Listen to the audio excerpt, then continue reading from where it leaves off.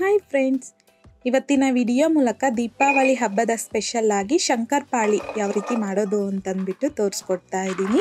ಈ ಶಂಕರಪಾಳಿ ಕರೆಕ್ಟ್ ಪ್ರಾಸೆಸ್ನಲ್ಲಿ ಮಾಡಿಲ್ಲ ಅಂತಂದರೆ ಗಟ್ಟಿಯಾಗಿ ಬರೋದ್ರ ಜೊತೆಗೆ ಎಣ್ಣೆ ಅನ್ನೋದು ಜಾಸ್ತಿ ಹೀರ್ಕೊಂಡ್ಬಿಡುತ್ತೆ. ಸೊ ಹಾಗಾಗಿ ಕೆಲವೊಂದು ಸಿಂಪಲ್ ಟಿಪ್ಸ್ನ ಜೊತೆಗೆ ಈ ಶಂಕರಪಾಳಿ ಮಾಡಿದ್ದೀರಾ ಅಂತಂದರೆ ಕ್ರಂಚಿಯಾಗಿ ತುಂಬ ಅಂದರೆ ತುಂಬಾ ರುಚಿಯಾಗಿ ಬರುತ್ತೆ. ಸೊ ಇವಾಗ ನಾನೊಂದು ತಿಂದು ತೋರಿಸ್ತಾ ಇದ್ದೀನಿ, ನೋಡ್ತಿರ್ಬೋದು ಎಷ್ಟು ಕ್ರಂಚಿಯಾಗಿ ಎಷ್ಟು ಚೆನ್ನಾಗಿ ಈ ಶಂಕರಪಾಳಿ ಬಂದಿದ್ವು ಅಂತಂದ್ಬಿಟ್ಟು. ಸೊ ಹಾಗಾಗಿ ಬನ್ನಿ ಇವಾಗ ಲೇಟ್ ಮಾಡ್ತೀರಾ ಈ ಶಂಕರಪಾಳಿ ಯಾವ ರೀತಿ ಮಾಡೋದು ಅಂತಂದ್ಬಿಟ್ಟು ನೋಡೋಣ. ಬೌಲಲ್ಗೆ 2 ಕಪ್ ಆಗುವಷ್ಟು ಮೈದಾ ಹಾಕ್ಕೊತಾ ಇದ್ದೀನಿ. ನೀವು ಇಲ್ಲಿ ಮೈದಾ ಬದಲಾಗಿ 2 ಕಪ್ ಆಗುವಷ್ಟು ಗೋಧಿ ಹಿಟ್ಟಾದರೂ ತಗೋಬೋದು, ಇಲ್ಲಾಂತಂದರೆ 1 ಕಪ್ ಗೋಧಿ ಹಿಟ್ಟು 1 ಕಪ್ ಮೈದಾ ಆ ರೀತಿಯಾಗೂ ತಗೋಬೋದು.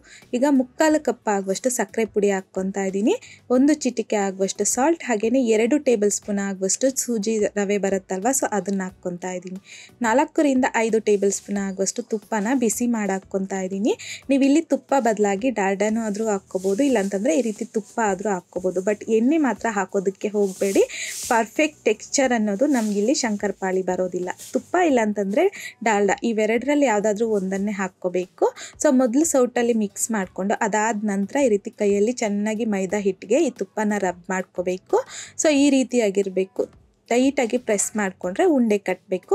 ಈ ರೀತಿಯಾಗಿ ತುಪ್ಪ ಹಾಕ್ಕೋಬೇಕಾಗತ್ತೆ. ಈಗ ಸ್ವಲ್ಪನೇ ಹಾಕ್ಕೊಂಡು ನೀರನ್ನು ಮಿಕ್ಸ್ ಮಾಡ್ಕೋಬೇಕಾಗತ್ತೆ, ಜಾಸ್ತಿ ನೀರನ್ನೋದು ಹಿಡಿಯೋದ್ರಿಲ್ಲ. ಸೊ ಈ ಹಿಟ್ಟು ಸ್ವಲ್ಪ ಗಟ್ಟಿಯಾಗಿ ಮಿಕ್ಸ್ ಮಾಡ್ಕೋಬೇಕು. ನಾವಿಲ್ಲಿ ಸಕ್ಕರೆ ಪುಡಿ ಅನ್ನೋದು ಹಾಕಿರ್ತೀರಲ್ವ, ಸ್ವಲ್ಪನೇ ನೀರು ಹಾಕ್ತಿದ್ದಂತೆ ಆ ಸಕ್ಕರೆ ಅನ್ನೋದು ಸ್ವಲ್ಪ ಕರಗಿ ಇನ್ನೂ ಸ್ವಲ್ಪ ಮೆತ್ತಗೆ ಹಿಟ್ಟನ್ನೋದು ರೆಡಿ ಆಗುತ್ತೆ. ಹಾಗಾಗಿ ನಾವು ಸ್ವಲ್ಪನೇ ನೀರನ್ನು ಹಾಕ್ಕೊಂಡು ಕರೆಕ್ಟಾಗಿ ಹಿಟ್ಟನ್ನು ರೆಡಿ ಮಾಡ್ಕೋಬೇಕು. ಜೊತೆಗೆ ಹಿಟ್ಟು ಈ ರೀತಿ ಸ್ವಲ್ಪ ಟೈಟಾಗಿರಬೇಕು, ತುಂಬ ಸಾಫ್ಟಾಗಿ ನಾವು ಹಿಟ್ಟನ್ನು ರೆಡಿ ಮಾಡ್ಕೋಬಾರ್ದು. ಇದು ತುಂಬಾ ಇಂಪಾರ್ಟೆಂಟ್ ಸ್ಟೆಪ್ ಅಂತಲೇ ಹೇಳ್ಬೋದು. ನೆಕ್ಸ್ಟ್ ಬಂದು ಹಿಟ್ಟು ಈ ರೀತಿಯಾಗಿ ಕ್ಲಂಬರ್ ಟೆಕ್ಸ್ಚರ್ ಆಗಿರಬೇಕು, ಸಾಫ್ಟಾಗಿ ನಾದ್ಕೊಬಿಡಬಾರ್ದು. ಈ ರೀತಿಯಾಗಿ ಹಿಟ್ಟನ್ನೋದಿದ್ದರೆ ನಮಗೆ ಶಂಕರಪಾಳಿ ಲೇಯರ್ ಆಗಿ ತುಂಬ ಚೆನ್ನಾಗಿ ಬರುತ್ತೆ. ಈಗ ಒಂದು ಬೌಲ್ನ ಕ್ಲೋಸ್ ಮಾಡಿಕೊಂಡು ಒಂದು 10 ನಿಮಿಷ ಹಾಗೆ ಬಿಟ್ಬಿಡಿ. 10 ನಿಮಿಷ ಆದ ನಂತರ 1-2 ನಿಮಿಷ ಮತ್ತೆ ಮಿಕ್ಸ್ ಮಾಡಿಕೊಂಡು ಉಡ್ಡನ್ ಮನೆ ಮೇಲೆ ಈ ರೀತಿ ಹಿಟ್ಟನ್ನು ಇಟ್ಕೊಂಡು ಸ್ವಲ್ಪ ಪ್ರೆಸ್ ಮಾಡ್ಕೊಳ್ಳಿ. ಈಗ ಚಪಾತಿ ರೋಲರಲ್ಗೆ ಸ್ವಲ್ಪ ತುಪ್ಪನ ಗ್ರೀಸ್ ಮಾಡಿಕೊಂಡು ರೋಲ್ ಮಾಡ್ಕೋಬೇಕು. ಸೊ ಈ ರೀತಿ ರೋಲ್ ಮಾಡ್ಕೊಳ್ಳೋವಾಗೂ ಅಷ್ಟೇ ಜಾಸ್ತಿ ಪ್ರೆಸ್ ಮಾಡ್ಕೋಬಾರ್ದು, ಲೈಟಾಗಿ ಈ ರೀತಿ ಮೇಲೆ ನಿಧಾನವಾಗಿ ರೋಲ್ ಮಾಡ್ಕೋಬೇಕಾಗತ್ತೆ. ಯಾವ ರೀತಿ ರೋಲ್ ಮಾಡ್ಕೋಬೇಕು ಅನ್ನೋದನ್ನು ಸಹ ನಾನಿಲ್ಲಿ ತೋರಿಸ್ಕೊಡ್ತೀನಿ ನಿಮಗೆ.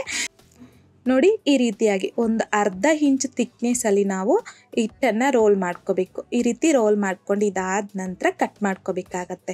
ಸೊ ನಾವಿಲ್ಲಿ ಶಂಕರಪಾಳಿ ಅನ್ನೋದು ಸ್ವಲ್ಪ ಚಿಕ್ಕ ಸೈಜಲ್ಲಿ ಮಾಡ್ಕೊತಾ ಇದ್ದೀರಲ್ವಾ, ಸೊ ಹಾಗಾಗಿ ಚಿಕ್ಕದಾಗಿ ನಾನಿಲ್ಲಿ ಕಟ್ ಮಾಡ್ಕೊತಾ ಇದ್ದೀನಿ. ಮೊದಲಿಗೆ ಈ ರೀತಿ ಸ್ವಲ್ಪ ಎಡ್ಜಸ್ಸಲ್ಲಿ ಕಟ್ ಮಾಡ್ಕೊಂಬಿಡಿ. ಸೊ ಪೀಸಸ್ ಕರೆಕ್ಟಾಗಿ ಬರಲಿ ಅಂತಂದ್ಬಿಟ್ಟು ಈ ರೀತಿ ಮಾಡ್ಕೊತಾ ಇದ್ದೀನಿ ಅಷ್ಟೇ. ಈಗ ಚಾಕನ್ನು ತಗೊಂಡು ಈ ರೀತಿ ಸಣ್ಣದಾಗಿ ಪೀಸ್ನ ಕಟ್ ಮಾಡ್ಕೋಬೇಕು. ಈಗ ಎಲ್ಲನೂ ಸಹ ನಾನು ಕಟ್ ಮಾಡ್ಕೊಂಡಿದ್ದಾಗಿದೆ. ಸೊ ನಾನಿಲ್ಲಿ ಸ್ವಲ್ಪ ಚಿಕ್ಕ ಸೈಜಲ್ಲಿ ಕಟ್ ಮಾಡ್ಕೊಂಡಿದ್ದೀನಿ. ಯಾಕೆ ಅಂತಂದರೆ ಎಣ್ಣೆಲ್ಗೆ ಹಾಕಿ ಫ್ರೈ ಮಾಡಿದ ತಕ್ಷಣ ಇದು ಸ್ವಲ್ಪ ಡಬಲ್ ಸೈಜ್ಗಾಗತ್ತೆ. ನೀವು ಶಂಕರಪಾಳಿ ಸೈಜ್ ಯಾವ ರೀತಿ ಬೇಕು ಅನ್ನೋದ್ರ ಮೇಲೆ ನೀವು ಈ ಟೈಮಲ್ಲೇ ಕಟ್ ಮಾಡ್ಕೋಬಹುದು.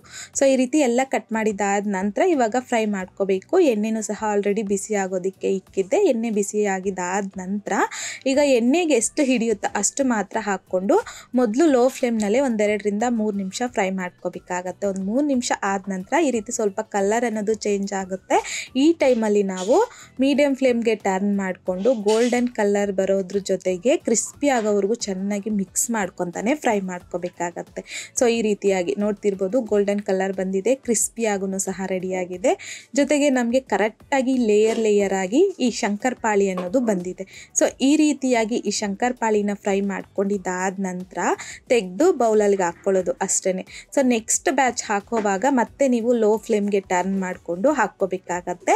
ಮೊದಲು ಲೋ ಫ್ಲೇಮ್ನಲ್ಲಿ 1-2ರಿಂದ 3 ನಿಮಿಷ ಫ್ರೈ ಮಾಡಿಕೊಂಡು ಆಮೇಲೆ ನೀವು ಮೀಡಿಯಂ ಫ್ಲೇಮ್ಗೆ ಟರ್ನ್ ಮಾಡಿಕೊಂಡು ಗೋಲ್ಡನ್ ಕಲರ್ ಜೊತೆಗೆ ಕ್ರಿಸ್ಪಿ ಆಗೋವರೆಗೂ ಚೆನ್ನಾಗಿ ಫ್ರೈ ಮಾಡ್ಕೋಬೇಕಾಗತ್ತೆ. ಸೊ ಎಷ್ಟು ಸಲ ನೀವು ಈ ರೀತಿ ಫ್ರೈ ಮಾಡ್ಕೊತೀನೋ ಅಷ್ಟು ಸಲನೂ ಸೇಮ್ ಪ್ರಾಸೆಸ್ನಲ್ಲಿ ನೀವು ಈ ಶಂಕರಪಾಳಿನ ಫ್ರೈ ಮಾಡ್ಕೋಬೇಕು.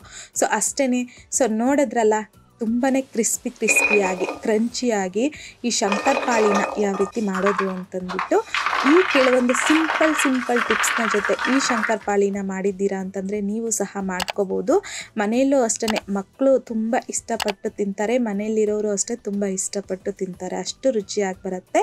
ಸೊ ನೋಡಿದ್ರಲ್ಲ, ಈ ವಿಧಾನದಲ್ಲಿ ನೀವು ಸಹ ಈ ಶಂಕರಪಾಳಿನ ಟ್ರೈ ಮಾಡಿದಾದ ನಂತರ ನಿಮಗೂ ಸಹ ಈ ಶಂಕರಪಾಳಿ ಟೇಸ್ಟ್ ಯಾವ ರೀತಿ ಬಂತು ಅನ್ನೋದನ್ನ ಮರೀದೆ ನನಗೆ ಕಮೆಂಟ್ ಮೂಲಕ ತಿಳಿಸಿ, ಲೈಕ್ ಮಾಡಿ, ಹಾಗೆಯೇ ನಿಮ್ಮ ಫ್ರೆಂಡ್ಸ್ ಆ್ಯಂಡ್ ಫ್ಯಾಮಿಲಿ ಜೊತೆಗೆ ಶೇರ್ ಮಾಡಿ. ಮತ್ತಷ್ಟು ಈಸಿ ಆ್ಯಂಡ್ ಸಿಂಪಲ್ ಕ್ವಿಕ್ ರೆಸಿಪೀಸ್ಗೋಸ್ಕರ ದಯವಿಟ್ಟು ನೀವು ಇನ್ನೂ ನಮ್ಮ ಮೆಗಾಶ್ರೀಸ್ ಕಿಚನ್ ಚಾನಲ್ನ ಸಬ್ಸ್ಕ್ರೈಬ್ ಮಾಡಿಲ್ಲ ಅಂತಂದರೆ ಸಬ್ಸ್ಕ್ರೈಬ್ ಮಾಡಿ.